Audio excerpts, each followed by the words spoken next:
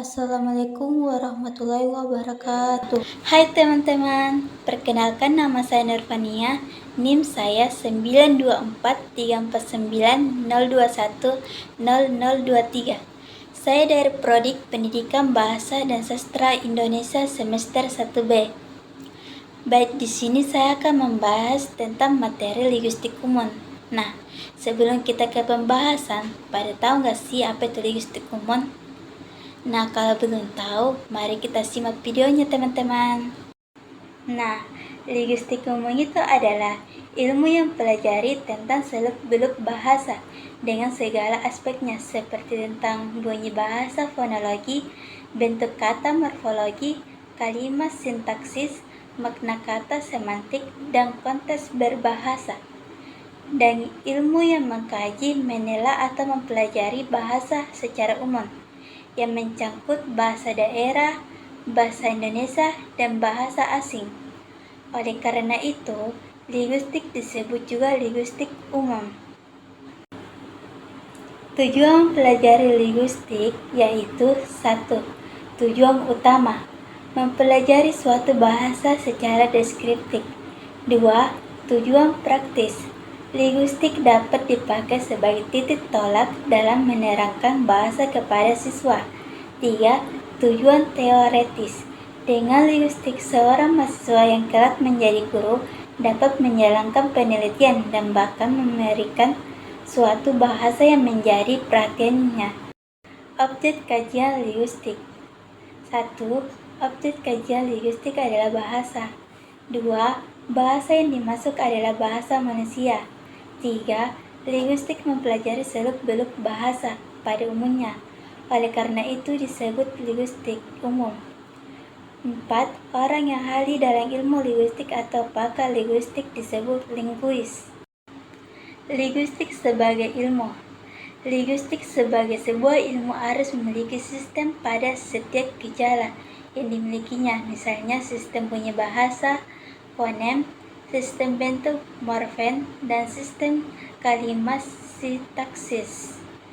Suatu pengetahuan dapat dianggap sebagai ilmu apabila memenuhi syarat. 1. Pengetahuan itu harus teratur, sehingga merupakan suatu disiplin. 2. Pengetahuan itu harus bersifat progresif, artinya terus-menerus mengusahakan tingkatan lebih tinggi. 3. Mempunyai otonomi, artinya bebas dalam kalangan sendiri. Setiap ilmu harus mengalami 3 tahap perkembangan, yaitu 1. Tahap spekulasi, 2. Tahap observasi dan klasifikasi, 3. Tahap adanya perumusan teori. Keempirisan linguistik dapat dilihat dari objek kajiannya, yaitu bahasa yang dapat tergambar dalam ciri-ciri bahasa sebagai berikut. 1. Bahasa adalah bunyi ujaran. 2. Bahasa itu bersifat unik. 3. Bahasa adalah suatu sistem. 4.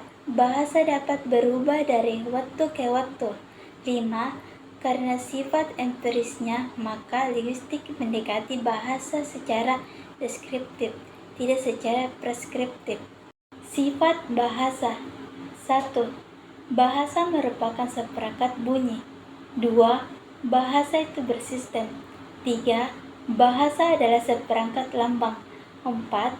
Bahasa bersifat sempurna. Hakikat atau ciri-ciri bahasa. 1. Bahasa sebagai sistem. 2. Bahasa sebagai lambang. 3. Bahasa adalah bunyi. 4. Bahasa itu bermakna. 5. Bahasa filter. 6. Bahasa itu konvensional. 7. Bahasa itu produktif. 8. Bahasa itu unik. 9. Bahasa itu universal.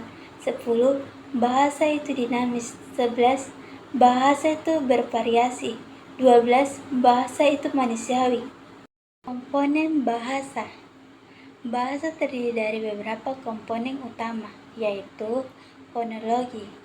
Ini adalah studi tentang bunyi bahasa. Fonem adalah unit terkecil bunyi yang dapat mengubah arti kata, misalnya bunyi P dan B dalam pat dan bat. Kedua, morfologi. Ini berfungsi pada struktur kata. Misalnya, kata berlari terdiri dari awalan ber dan kata dasar lari. Ketiga, sintaksis. Ini adalah aturan yang mengatur bagaimana kata disusun menjadi kalimat. Misalnya dalam bahasa Indonesia, urutan subjek, predikat, objek sering digunakan. Keempat, semantik. Ini berkaitan dengan makna. Semantik mengeksplor bagaimana kata dan kalimat menghasilkan makna. Variasi bahasa. Bahasa tidak statis. Ada banyak variasi bahasa berdasarkan lokasi, geografis, sosial, dan budaya. Misalnya, dialek berbeda di berbagai daerah, bisa memiliki istilah atau pengucapan yang berbeda. Bahasa sebagai sistem sosial. Bahasa bukan hanya alat komunikasi, tetapi juga mencerminkan budaya dan identitas kelompok.